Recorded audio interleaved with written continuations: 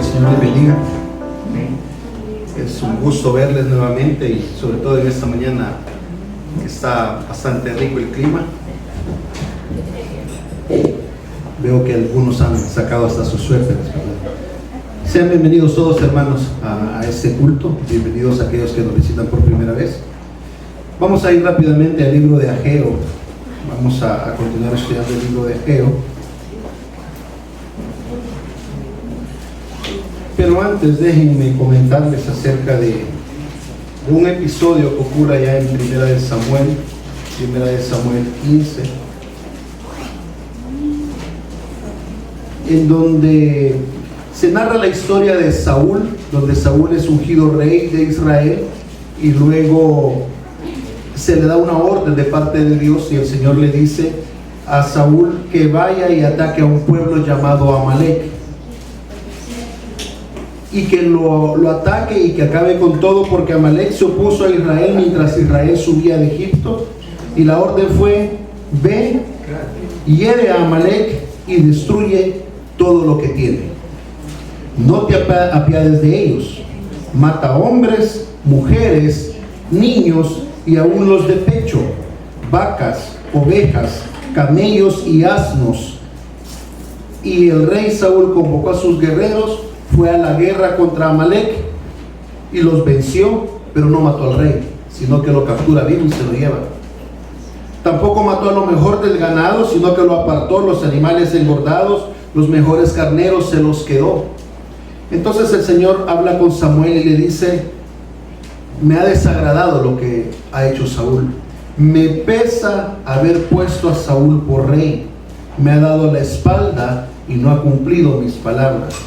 Samuel va a hablar con Saúl y cuando lo encuentra le dice Saúl: bendito seas tú de Jehová, yo he cumplido la palabra de Jehová.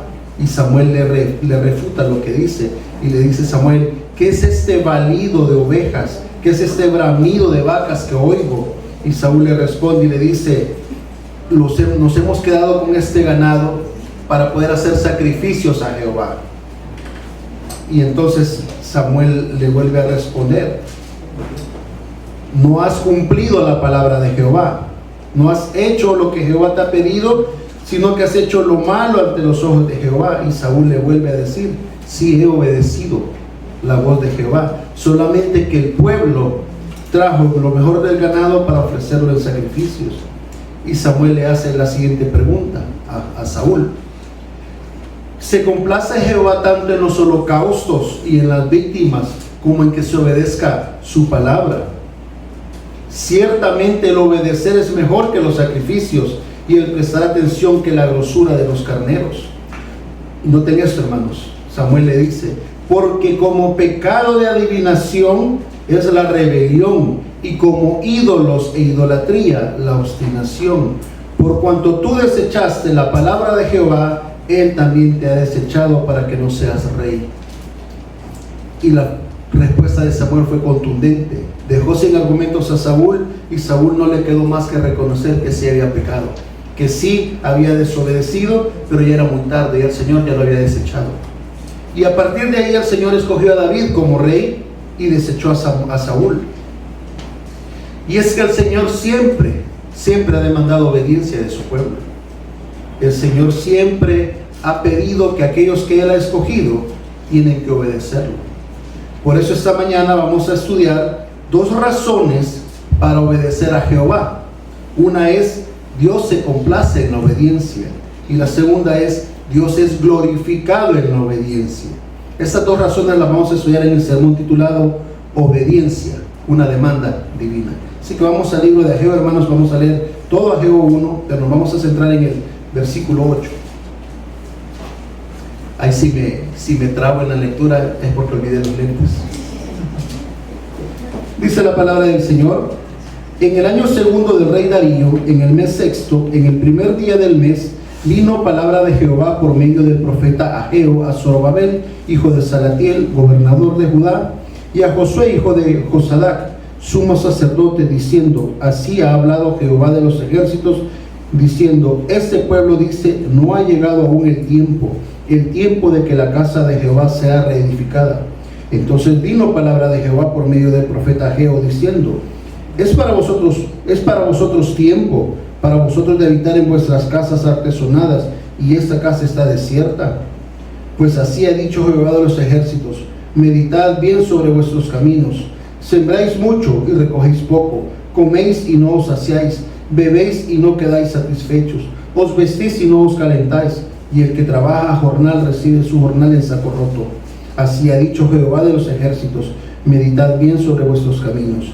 Subid al monte y traed madera y reedificad la casa, y pondré en ella mi voluntad y seré glorificado, ha dicho Jehová. Buscáis mucho y halláis poco, y encerráis en casa y yo lo disiparé en un soplo. ¿Por qué? Dice Jehová de los ejércitos: por cuanto mi casa está desierta y cada uno de vosotros corre a su propia casa. Por eso se detuvo de los cielos sobre vosotros la lluvia, y la tierra detuvo sus frutos, y llamé la sequía sobre esa tierra y sobre los montes, sobre el trigo, sobre el vino, sobre el aceite, sobre todo lo que la tierra produce, sobre los hombres y sobre las bestias, y sobre todo trabajo de manos. Y oyó Zorobabel, hijo de Salatiel, y Josué, hijo de Josadac, sumo sacerdote, y todo el resto del pueblo, la voz de Jehová, su Dios, y las palabras del profeta Ageo, como le había enviado Jehová su Dios, y temió el pueblo delante de Jehová. Entonces Ageo, enviado de Jehová, habló por mandato de Jehová al pueblo, diciendo: yo estoy con vosotros, dice Jehová. Y despertó Jehová el espíritu de Zorobabel, hijo de Salatiel, gobernador de Judá, y el espíritu de Josué, hijo de Josadac, sumo sacerdote, y el espíritu de todo el resto del pueblo, y vinieron y trabajaron en la casa de Jehová de los ejércitos, su Dios, en el día 24 del mes sexto, en el segundo año del rey Darío. Vamos a orar. Padre bueno, gracias Señor por la oportunidad que nos das de reunirnos en este lugar.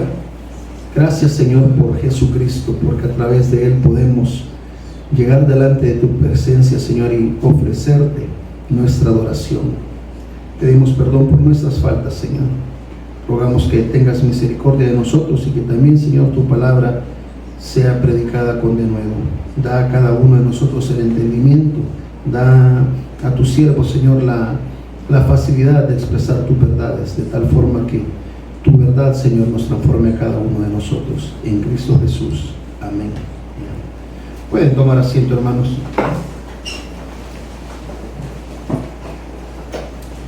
Hemos visto, hermanos, que el contexto en que estas profecías de Ageo se dieron es en el retorno de los exiliados, o también podemos decir que es un periodo llamado post-exílico, o posterior al exilio, o posterior al cautiverio.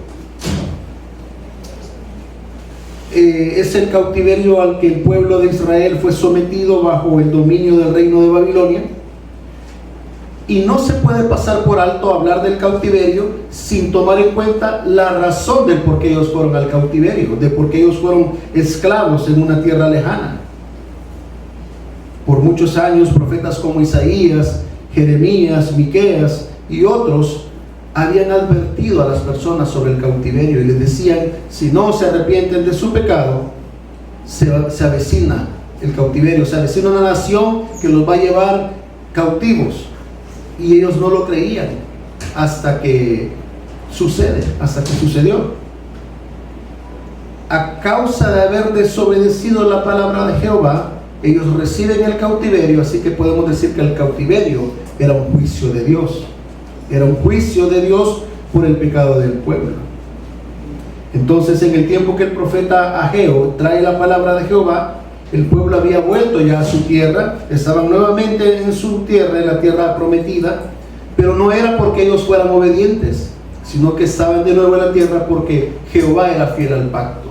Jehová era fiel al pacto que había hecho con Abraham. Y recuerdan, quienes estuvieron hace un par de semanas en el estudio virtual, cuando estábamos estudiando la carta de Romanos, vimos en Génesis 17 que Dios le promete la tierra a Abraham. ¿Y a quién? Y a su descendencia. ¿Para cuánto tiempo? Para siempre, de manera perpetua. Entonces, el hecho de que ellos hayan vuelto a la tierra no era porque ellos eran obedientes, sino que porque Dios estaba siendo fiel a su pacto. Entonces, Dios estaba cumpliendo la promesa y vemos que el pueblo continúa mostrando desobediencia. ¿Por qué? Porque tiene que intervenir el Señor a través de un profeta, bueno, a través de dos profetas, porque también Zacarías profetiza en el mismo contexto, porque ellos no querían construir el templo, porque ellos no querían reedificar la casa. Esa era la desobediencia, no estaban construyendo el templo y el Señor los mandó a eso. Van a ser liberados y vayan y construyan el templo, reedifiquen la casa. Pero ellos, ¿qué decían? No es el tiempo de reconstruir la casa, todavía no. Y se dedicaron a construir sus casas, y sus casas estaban siendo lujosas, estaban siendo bien adornadas. Así que el Señor tiene que intervenir y tiene que hacerles un llamado de atención a ellos para que ellos obedezcan. Y vamos a ver aquí, hermanos, en el versículo 8, vean por favor conmigo, dice: subid al monte y traed madera y reedificad la casa.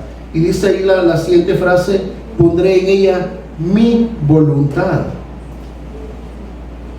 Y esa es la primera razón que nosotros vemos para obedecer a Dios.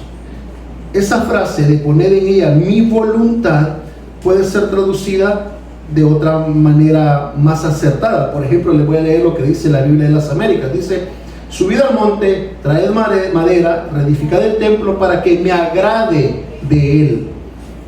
La versión internacional, dice: vayan ustedes a los montes, traigan madera, reconstruyan mi casa, yo veré su reconstrucción con gusto.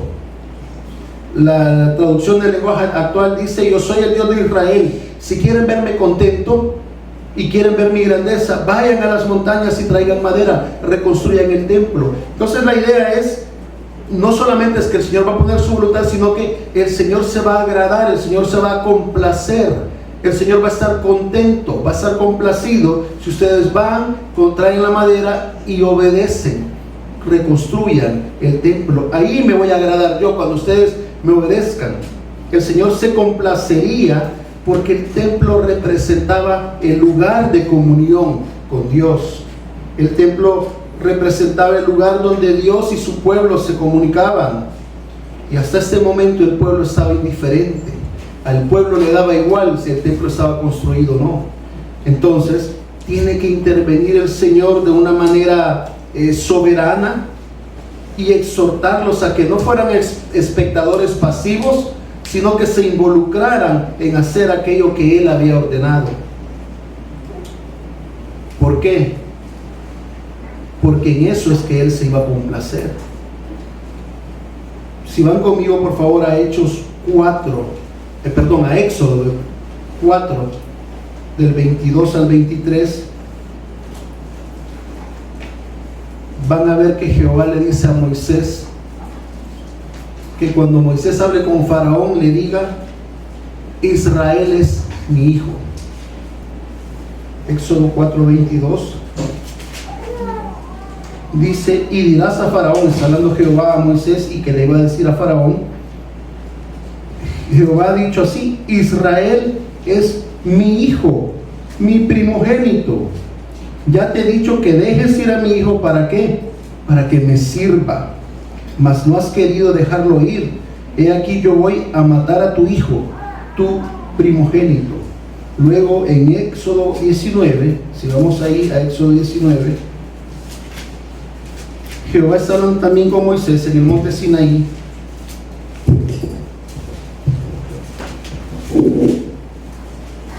Y noten cómo el Señor se expresa de Israel.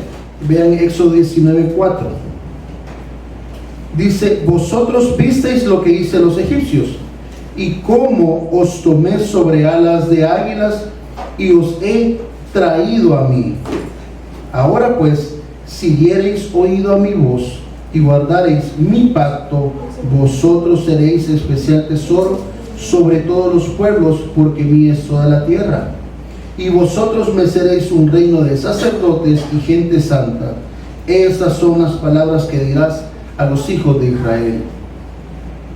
Lastimosamente, esta gente que recibió esas palabras de Dios, a los que Dios se refería como hijo, como el primogénito, no obedecieron. Estamos ahorita en Éxodo 20, en Éxodo 19. En Éxodo 20 se les da el mandato, se les dan los 10 mandamientos, Y en Éxodo 23, ¿qué encontramos haciendo al pueblo? Habían hecho un becerro de oro. Acaban de recibir que no iban a ser dioses, que no iban a hacer nada que representara a Dios, ni de lo que está en el cielo, ni de lo que está en la tierra, ni debajo de la tierra. Y allá encuentran en Éxodo 23 a Aarón pidiéndole el oro a la gente para que construya un dios, construyen un becerro de oro, y lo llaman Jehová y dicen: estos son tus dioses que te sacaron de la tierra de Egipto. Así de rápido el pueblo olvidó ser obediente a Dios. Aquí en Éxodo 19 ellos se comprometen a obedecer las palabras de Dios, a obedecer todo lo que Jehová dijo, pero luego un par de capítulos después los vemos rebelándose contra Dios. Y esta generación también que estaba en el monte Sinaí, Dios la toma como rebelde y no les permite entrar a la tierra prometida. Les dice que por rebeldes, por murmuradores van a morir, y no entran. Y los hijos de esta generación son los que entran a la tierra prometida. Pero la nueva generación también, Moisés se tomó un tiempo de hablar con ellos, de explicarles cuáles eran los mandamientos de Dios. Recuerdan Deuteronomio. En Deuteronomio Moisés se toma el tiempo de hablar con la nueva generación. Les dice: van a entrar, pero por favor tengan cuidado de poner por obra los mandamientos de Dios. Y Deuteronomio 6 dice: oye Israel, oye a Jehová tu Dios uno es. Y les dice que tienen que repetir esas palabras de Jehová a sus hijos, que tienen que contar los hechos, las maravillas que Dios ha hecho. Y la nueva generación entra a la tierra, y ¿qué hace? Se empieza a mezclar con las naciones paganas.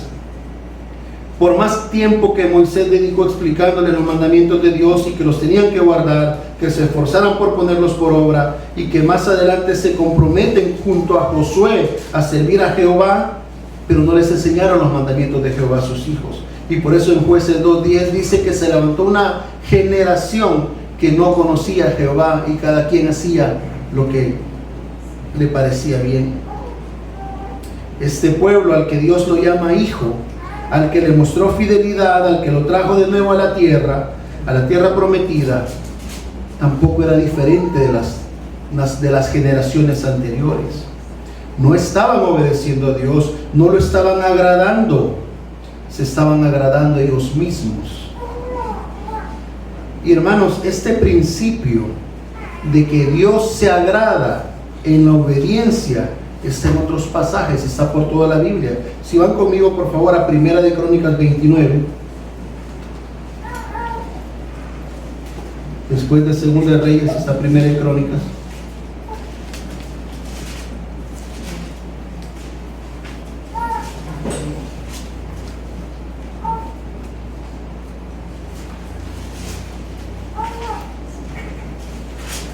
Primera de Crónicas 29:17.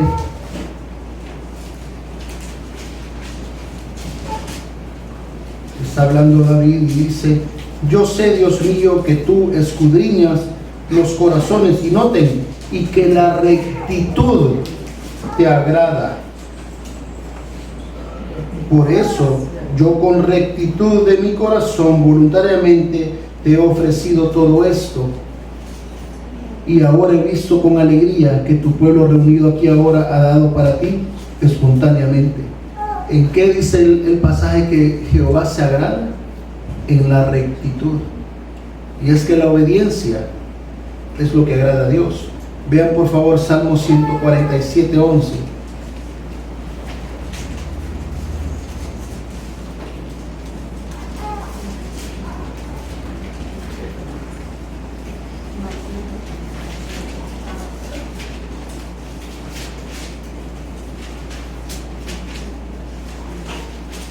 Se complace Jehová en los que le temen y en los que esperan en su misericordia. David está dando gracias por las maravillas de Dios. Y vean aquí mismo en 147, pero versículo 2, que dice: Jehová edifica a Jerusalén, a los desterrados de Israel recogerá. Noten que el Señor es quien está recogiendo a los desterrados, y es también el Señor el que dice que Él se agrada, que Él se complace en aquellos que le temen. Entonces, el temor apropiado y el respeto a Dios nos debe motivar a evitar el pecado. Saber que hacer la voluntad de Dios le va a agradar y que si yo desobedezco no le va a agradar, debería ser motivo suficiente para buscar apartarme del pecado. A pesar de que en las Escrituras se encuentra revelada la voluntad de Dios, el pueblo no obedecía la voluntad de Dios. A pesar de que este principio está por todas las Escrituras, el pueblo no obedecía la voluntad de Dios. Y es que el único Hijo de Dios que fue capaz de agradarlo ha sido Jesucristo. No hay más, no hay otro. Como lo describe el doctor Josías Grauman, dice: el único Hijo verdadero de Dios que trajo complacencia al Señor es Jesucristo. Israel fracasó y por ello el pacto mosaico queda anulado. Jesucristo trajo un nuevo pacto. Y este principio de desobediencia, hermanos, de desobedecer a Dios y de no agradar a Dios, me temo que también está presente en nuestros días. La iglesia evangélica no es diferente del pueblo de Israel. Hablamos de vivir para el Señor, pero no obedecemos. Seguimos viviendo para satisfacernos nosotros mismos. Seguimos viviendo para darnos placer a nosotros mismos, para complacernos a nosotros mismos y no para complacer a Dios. Seguimos desobedeciendo los mandamientos de Dios. Seguimos haciendo nuestra voluntad y no la voluntad del Padre. Pero si estamos nosotros siendo transformados a la imagen de Cristo, nuestro deseo debería ser agradar al Padre. Y recuerden que lo acabamos de leer, hermanos. Si ustedes pusieron atención a la lectura de hoy, yo creo que no es casualidad, sino que es providencia de Dios. Vea que en segunda de Corintios 5, 5:9 dice: por tanto procuramos también ausentes o presentes ser ¿qué? Serle agradables. Y en el 15 dice: y por todos murió, para que los que viven ya no vivan para sí, sino que vivan ¿para quién? Para aquel que murió y resucitó por ellos. Entonces el principio se mantiene. Pero me temo, hermanos, que fuera de querer verme fatalista, sí creo que dentro de la iglesia evangélica a veces tenemos una buena retórica, tenemos un buen discurso, pero poca aplicación de lo que hablamos.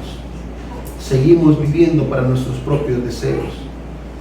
Pero si hemos sido transformados, o si estamos siendo transformados a la imagen de Cristo, nuestro deseo ya no debe ser complacernos a nosotros, debe ser complacer a Dios, como lo hizo el mismo Jesucristo. Jesucristo, desde un inicio de su ministerio, cuando él fue bautizado, recuerdan que fue bautizado por Juan el Bautista o Juan el Bautizador, como dice Elvis Carballosa. Cuando él fue bautizado, dice que el Espíritu Santo descendió en forma de paloma y se oyó una voz del cielo y dijo: este es mi Hijo amado en quien tengo complacencia, a él oíd.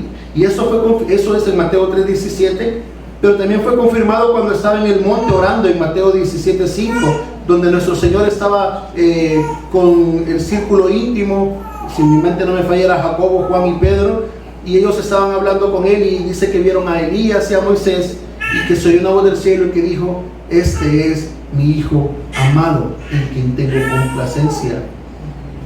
Nuestro Señor Jesucristo también se humilló tomando forma de siervo, de acuerdo a lo que dice Filipenses 2. ¿Y qué creen que pasó cuando él estaba en forma de siervo? Fue obediente hasta la muerte, y muerte de cruz. Entonces, Cristo es el mejor ejemplo de obediencia. Cristo es quien complace al Padre. Y aquí yo debo de hacer una pausa y preguntar: hermanos, ¿de qué obediencia nos hemos vestido? Y voy a separarlo en dos categorías, si quiere, para no confundirnos. Una es la obediencia de Cristo, es la que nos justifica a nosotros, y lo vimos también en 2 Corintios 5, 20, 21. La justicia de Cristo es la que nos presenta obedientes delante del Padre. Pero no debemos de confundirnos que porque la obediencia de Cristo nos reviste y nos pone justos delante del Padre, nosotros ya no debemos obedecer nada. No debemos de caer en ese error de creer que, bueno, como la obediencia que agrada al Padre es la de Cristo, yo puedo ser desobediente. No, no se trata de eso. Y la segunda categoría es hacer la pregunta: ¿y usted ya se vistió de la obediencia de Cristo? ¿Obedece al Padre porque primero obedeció a Cristo? ¿Porque ha puesto su fe en Jesucristo? Y si no, todavía es tiempo de que lo haga. Hoy, esta mañana, usted puede poner su fe en Jesucristo.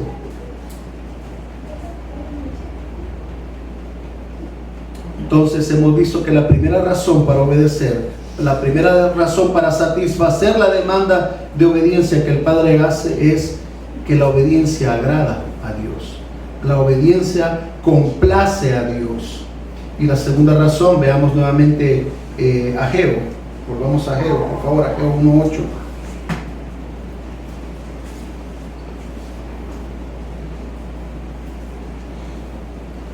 Dice: subid al monte y traed madera y reedificad la casa y pondré en ella mi voluntad. Ya vimos que aquí la expresión es: me voy a complacer en eso, me va a agradar que ustedes hagan eso.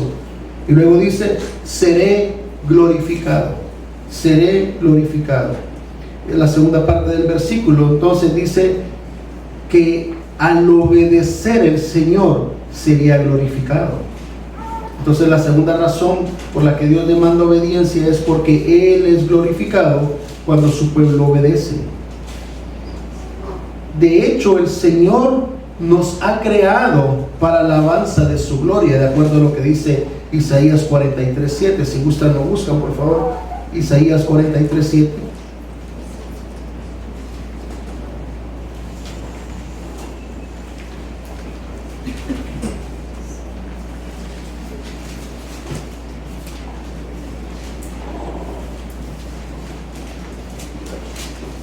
Vean desde el 1, por favor, hermanos, como dice: ahora así dice Jehová, creador tuyo, oh Jacob, y formador tuyo, oh Israel. Está diciendo el Señor: yo los he formado, yo los he convertido en un pueblo.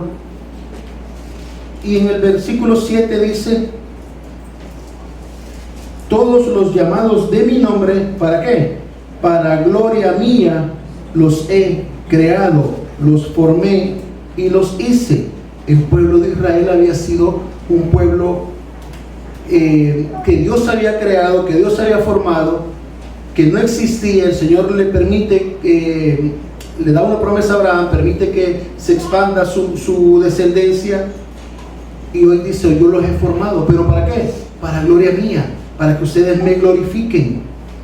Y en el contexto del templo, hermanos, como ya hemos mencionado, el templo era el lugar en donde el pueblo tenía comunión con Dios. Así que vamos, por favor, también a Primera de Reyes 8, que eso lo vimos la vez pasada que vimos Ageo, pero para que no lo olvidemos, veamos, por favor, Primera de Reyes 8. Vamos a ir viendo varios versículos ahí.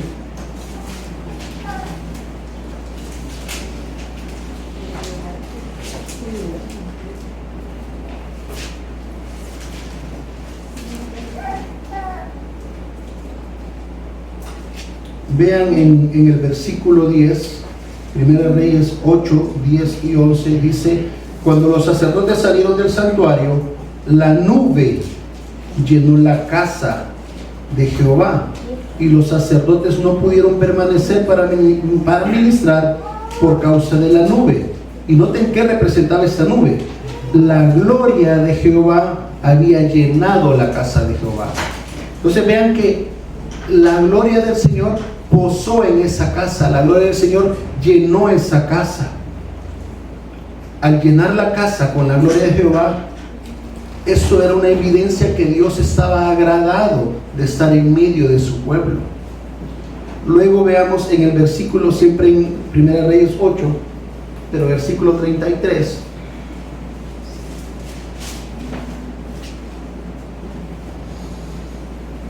Está hablando Salomón y dice: si tu pueblo Israel fuere derrotado delante de sus enemigos, noten, por haber pecado contra ti, y se volvieren a ti y confesaren tu nombre y oraren y te rogaren y suplicaren, ¿a dónde?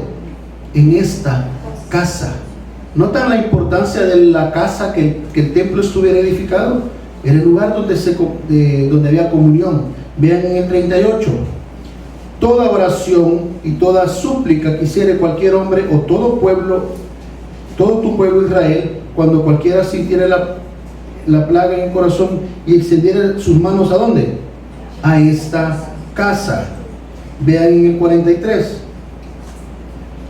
tú oirás en los cielos, en el lugar de tu morada, y harás conforme a todo aquello por lo cual el extranjero hubiere clamado a ti, para que todos los pueblos de la tierra conozcan tu nombre y teman, como tu pueblo Israel, y entiendan que tu nombre es invocado sobre esta casa.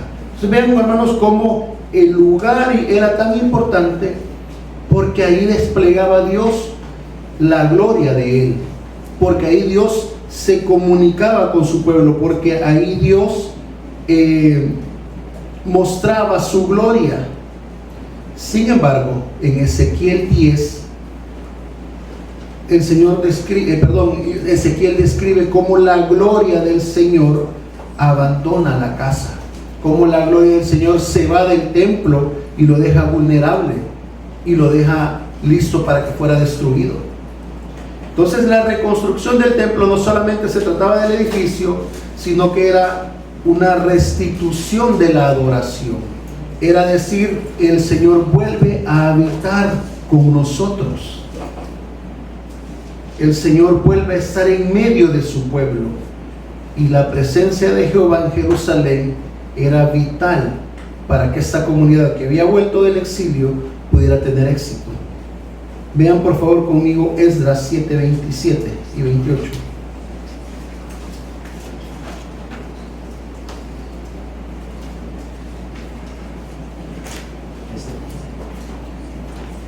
Esdras 7, 27 y 28. Ya acá ya el pueblo está de nuevo, ya regresó del cautiverio.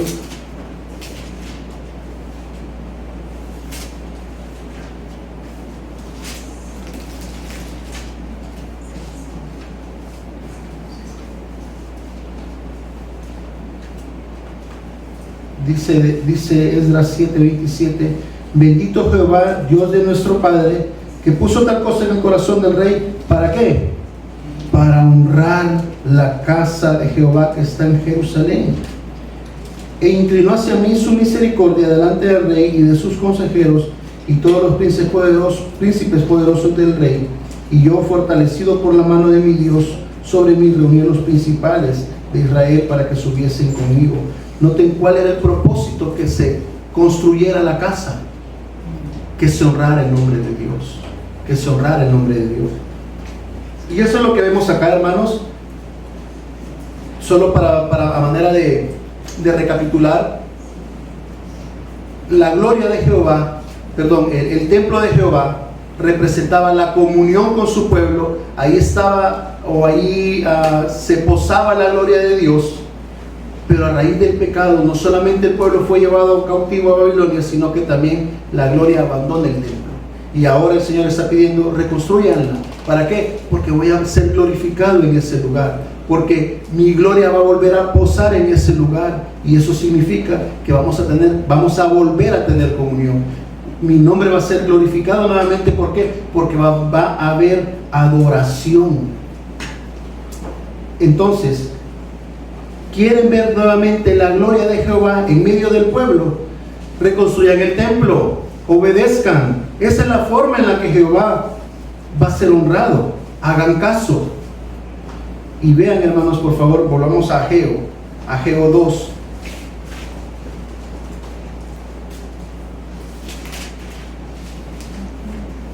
Versículo 7.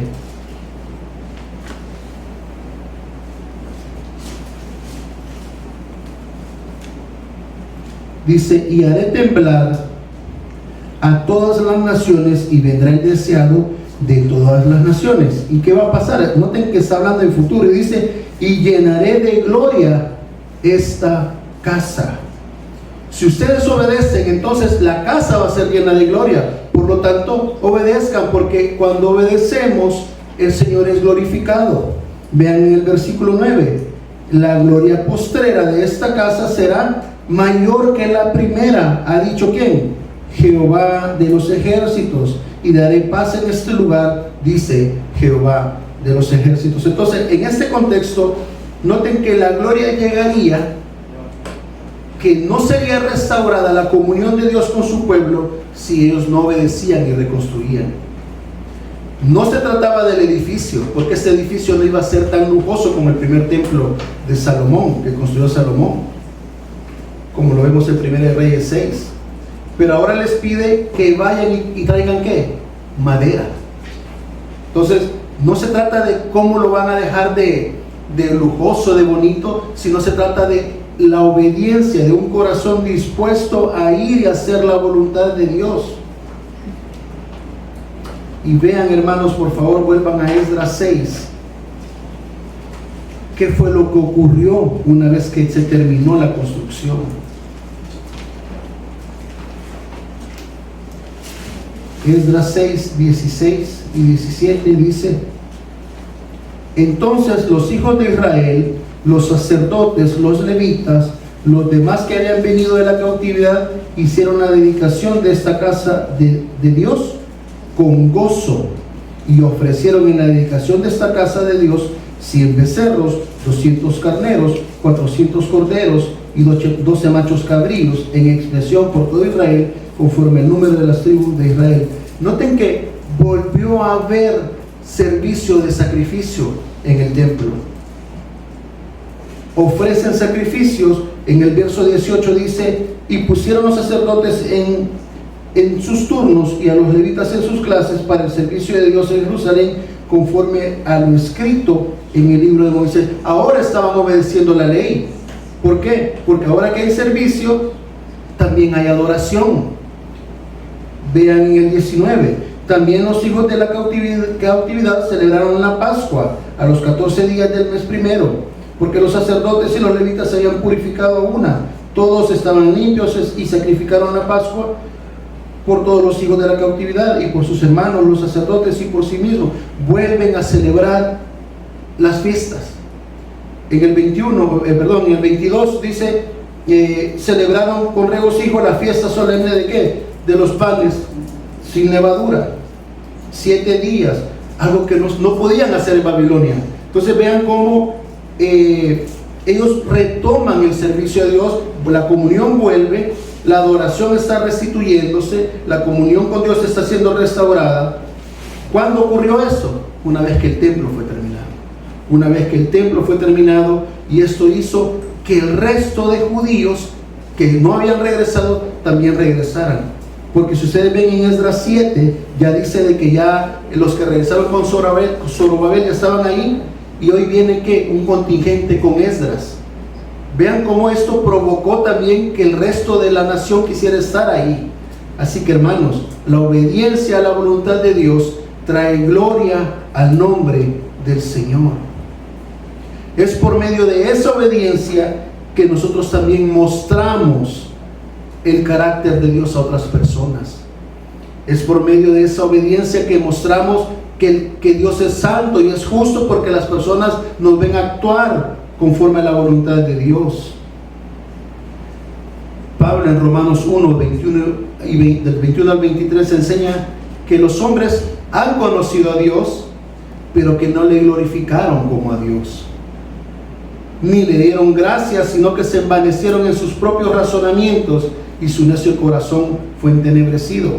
Profesando ser sabios, se hicieron necios, y noten, cambiaron la gloria de Dios, que es incorruptible, por la gloria del hombre.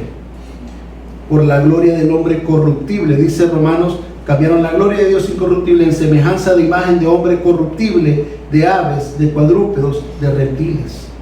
Luego en Romanos 1:25 dice que cambiaron la verdad de Dios por la mentira, y que comenzaron a honrar y a dar culto a las criaturas antes que al Creador, el cual es bendito por todos los siglos. Entonces, el hombre no puede dar gloria a Dios, porque el hombre quiere darse gloria a él mismo, a menos que el Espíritu Santo obre y circuncide el corazón y le dé un nuevo nacimiento. Entonces el hombre va a poder dar gloria a Dios. Y si vemos, por favor, hermanos, vean Efesios 1.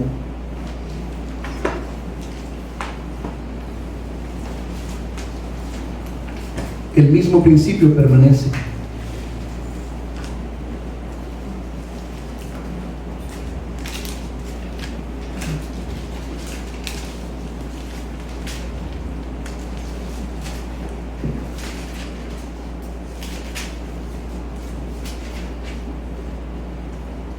Vean en Efesios 1, hermanos, 1:4.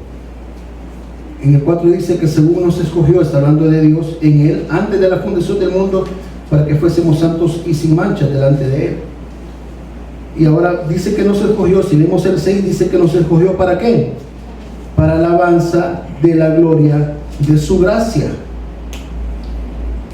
Vemos Efesios 1:11, que dice, en Él asimismo tuvimos herencia, habiendo sido predestinados conforme al propósito del que hace todas las cosas según el designio de su voluntad. Y vean el 12, a fin de que seamos para alabanza de su gloria. Fuimos predestinados conforme al propósito de Dios, conforme a la voluntad de Dios, pero ¿para qué?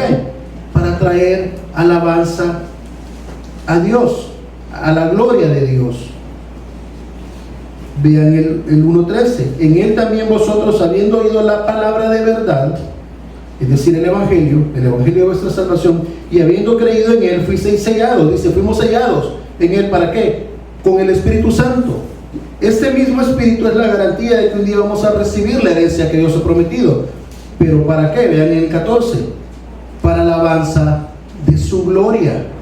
Entonces, el Señor no nos ha rescatado de la misma forma que hizo con Israel, que no los trajo de la cautividad a que habitaran la tierra para que siguieran viviendo en sus propios pecados, es decir, para que siguieran siendo desobedientes. Lo mismo pasa con nosotros. El Señor no nos ha rescatado, no nos ha escogido, no nos ha redimido para que sigamos viviendo para nosotros, sino ¿para qué? Para que traigamos alabanza a su gloria. Así que, hermanos amados, nuestra obediencia a la voluntad de Dios trae gloria a su nombre, porque es un reflejo de que somos de Él. Y esto debe ser un motivo suficiente para que cumplamos esa demanda de obediencia. Como dice Pablo en 1 Corintios 10:31, cualquier cosa que hagamos, ya sea que comamos, ya sea que bebamos, ¿para qué lo debemos de hacer? Para la gloria de Dios. Y nosotros, amada iglesia cristiana de gracia, ¿estamos siendo obedientes al Señor? ¿Estamos glorificando a Dios con nuestra obediencia? ¿Somos obedientes al buscar el rostro del Señor en oración? ¿Somos obedientes en orar todo el tiempo o solo oramos cuando tenemos una necesidad? Y no estoy diciendo que sea mal orar cuando hay necesidad, porque podemos acudir a Él y buscar ayuda, eso no está mal. Pero ¿lo hacemos solo cuando hay necesidad o lo hacemos aún cuando no hay necesidad? ¿Leemos su palabra para conocer su voluntad y obedecerla? ¿Meditamos en su palabra para ser corregidos? ¿O solo la abrimos cuando venimos a culto? ¿Seguimos satisfaciendo nuestros propios deseos o buscamos complacer al Dios que nos rescató? ¿Queremos que el Señor sea exaltado o queremos nosotros ser exaltados?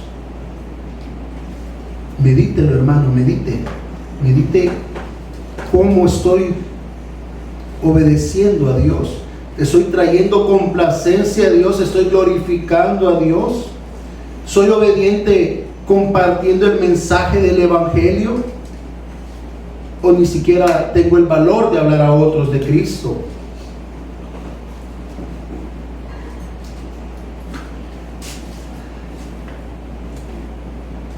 Para ir concluyendo, hermanos, el principio de obedecer a Dios para agradarlo y glorificarlo se mantiene aún en el Nuevo Testamento.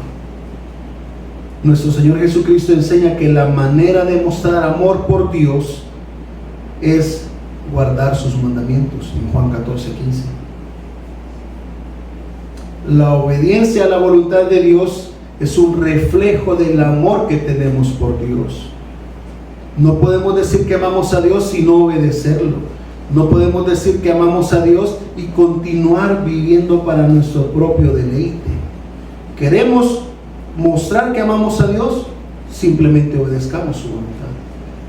No hablemos mucho y actuemos más de lo que hablamos. Por favor, vaya conmigo a Hebreos 5.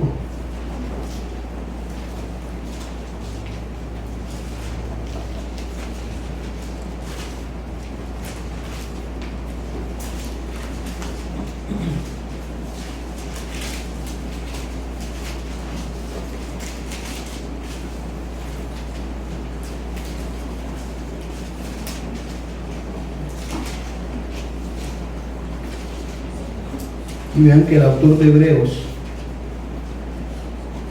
dice que Cristo no se glorificó a sí mismo.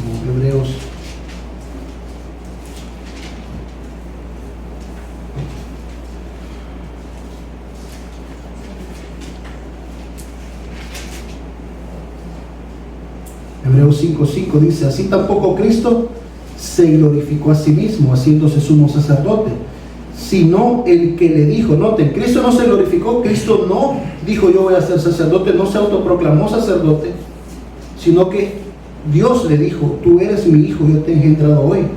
Como también dice en otro lugar: tú eres sacerdote para siempre según el orden de Melquisedec. Entonces Cristo no se glorificó a sí mismo, sino que el Padre fue el que lo glorificó, sino que Dios lo llamó para ser sacerdote. Y mientras Él estaba en carne, mientras Él estaba engendrado, vean en el versículo 8, dice: y aunque era hijo, es decir, no tomó ventaja de ser hijo, por lo que padeció siendo sacerdote, ¿aprendió qué? Obediencia. Aprendió obediencia. Y habiendo sido perfeccionado, vino a ser autor de eterna salvación. ¿Para quiénes? En el versículo 9, para todos los que le obedecen. Entonces, hermanos, noten nuevamente dos cosas. Una es que yo no puedo quedarme pasivo. Soy de Cristo, pero no significa que hoy yo no tengo que hacer nada. Dice que Cristo dio salvación a aquellos que le obedecen. Y no estoy, o el autor no se está refiriendo a que vamos a obtener la salvación por obedecer, sino que producto de haber sido salvos es que aprendemos a obedecer.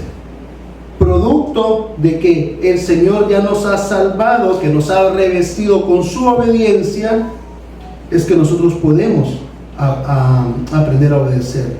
Así que la salvación que Dios otorga a través de Cristo no es una salvación pasiva que solamente observa, sino que es una salvación activa que nos lleva a obedecer a nuestro Señor. Muchas personas quieren a Cristo que sea el Salvador porque no quieren ser condenados, pero no quieren a Cristo como Señor. No quieren someter su vida a la voluntad del Señor. No quieren que Cristo sea su Señor y niegan el señorío de Cristo. Quiere el Señor que nosotros podamos llegar a ser siervos obedientes y no rebeldes. Así que vamos a orar, hermanos. Bendito Señor, gracias por tu palabra. Gracias porque sin duda alguna vemos que en toda la Escritura, Señor, tú demandas obediencia de aquellos a quienes has escogido. Te pedimos perdón, Señor bendito, porque probablemente, más bien seguramente, no hemos sido lo suficientemente obedientes para traer gloria a tu nombre, para complacerte. Aún dejamos áreas de nuestra vida reservadas para complacernos nosotros mismos. Te pedimos perdón por ello, pero también te rogamos, Señor, a que nos ayudes a ser obedientes, así como le dijiste al pueblo de Israel para que fuera a reconstruir tu templo. Le dijiste: estoy con ustedes, estoy aquí, y les animaste. También te pedimos, Señor, que nos animes a nosotros y que nos ayudes a tener la certeza que estás con nosotros para ayudarnos. Interviene, Señor bendito, de la misma forma que interveniste a través del profeta Ageo. Interviene en nuestras vidas de tal forma que podamos obedecerte y complacerte, que podamos obedecerte y que reflejemos el carácter santo y justo que tú estás formando en nosotros, que es tu carácter. Ayúdanos, Señor, a despojarnos del viejo hombre, pero ayúdanos también a revestirnos del nuevo, que es Cristo Jesús. Señor, no podemos hacer las cosas solos, te necesitamos tu ayuda. Por eso pongo la vida de nuestros hermanos de este pueblo, Señor bendito, en tus manos, rogándote que tú nos ayudes a cada uno a ser mejores siervos y a no ser siervos rebeldes. Gracias, Señor, por la congregación, gracias por los pastores, gracias por ese tiempo que nos permites meditar en tu palabra. Rogamos, Señor, que no seamos oidores olvidadizos, sino que podamos ser hacedores de tu palabra. En Cristo Jesús oramos. Amén. Que el Señor les bendiga, hermanos.